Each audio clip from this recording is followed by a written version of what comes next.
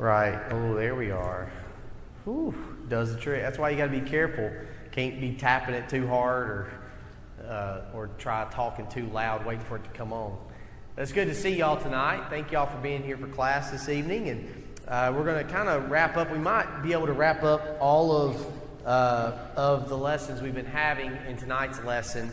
And then I don't know if we're going to do this, but one of the things I thought about us tackling on Wednesday nights is we might go through the Beatitudes and kind of break those down and talk about them, since they're very practical, and we've not done that yet in terms of, since I've been here, in kind of walking through those and each one at a time and kind of taking a look at what those are and how that plays a part in our lives. And so that is possibly the class that we will have next after this, once we do wrap this up. And so I've been kind of working on that and thinking through that. But a couple of things to be reminded of. Sunday is our homecoming, and Austin Johnson and his family will be with us. Remember, the format for the day is Bible class as normal at 9:30. We will have worship at 10:30. We'll have a meal after worship, and then the afternoon service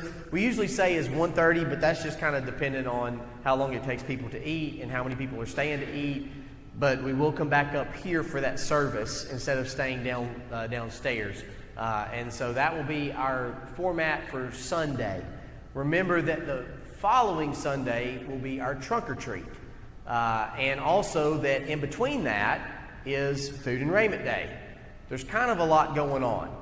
And then also the hayride, bonfire, and chili supper and all that's at the Smith's house. That's that evening of Food and Raiment Day.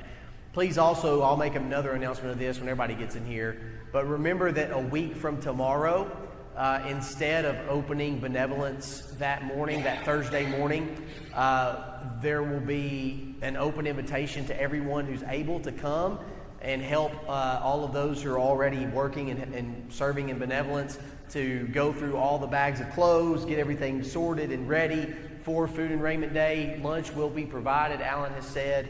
And so hopefully if you've got some time, even if it's just for 30 minutes to an hour, whatever your time might be a week from tomorrow, starting around 9, and I think he said it was going to about 4 or so till they can kind of get it all done. So if you can come for a period of that time, I know they would really appreciate that, and that will greatly help get things ready for Saturday.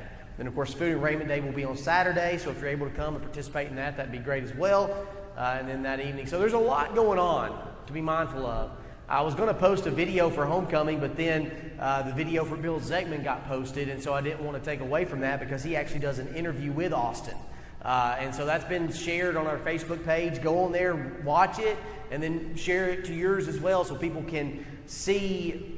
Austin talks through the lessons he's going to be giving on that Sunday. And so you can kind of have a chance to see that, hear that, and kind of listen to him talk. So it's going to be a great day. I'm excited for it. Hopefully you will be able to be a part of that with us, and you'll be able to be here for it. I was trying to remember if there was anything else at the moment.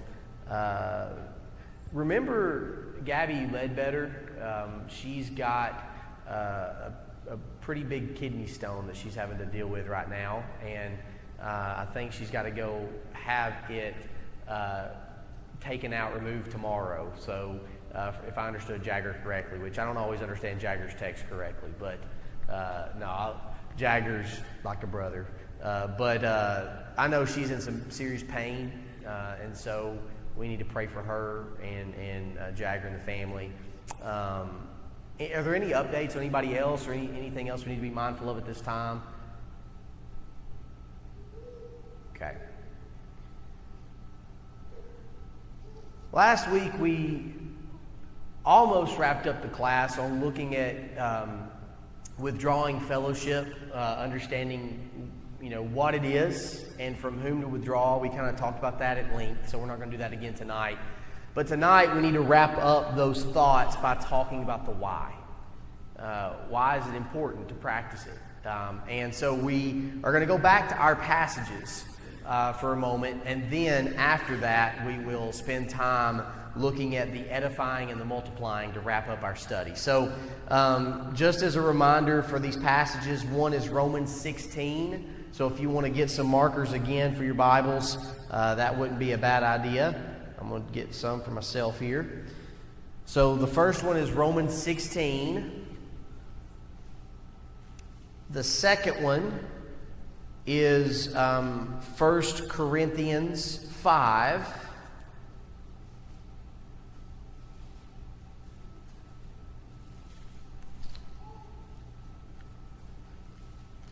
Okay.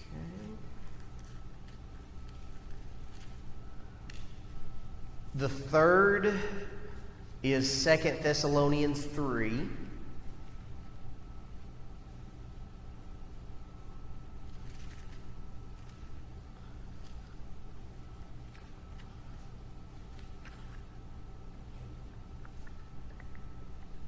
And then the last one is, let me flip back over here.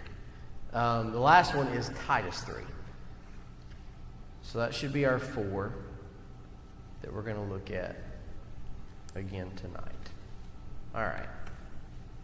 Now, we're going to start in Romans 16.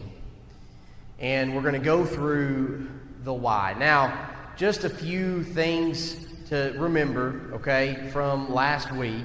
The from whom, from these passages, from Romans, we learned that the radical, and we typically talk about the liberal of things, but there's also the radical of things. And so this, in Romans 16, kind of talks about this in verses 17 and 18. So from whom, the first whom there is the radical. Then the second, from 1 Corinthians 5, was the immoral. The third, from 2 Thessalonians 3, was the idle. And then the last one there in Titus 3 was the trouble, those that cause trouble. And some key words to remember what it is in Romans it's the word avoid. In 1 Corinthians it's abandon. In 2 Thessalonians it's abstain. And then the last one there in Titus 3 was avert. And so we get the idea through all of these, this withdrawing from. When you avoid, you abstain, you avert, all these things. And so that is what it is defined. The from whom, like we said, we labeled those.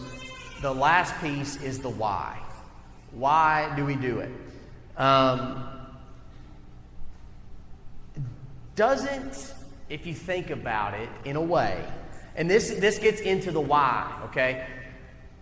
Doesn't all of this withdrawing fellowship, as some people would kind of talk about this practice and what it is, doesn't it seem foreign almost to the heart of Christianity and even the heart of God in some ways, if you just think about it? And not before this is before we talk about the why and why we need to do it, but just at the surface. It sounds harsh and it seems foreign to what we're trying to do, but there's a purpose and there's reasoning behind it. You know, you think, and I say doesn't it seem foreign to that because if you think through scriptures, it's Peter that tells us in 1 Peter 5:10 that God is the God of all grace.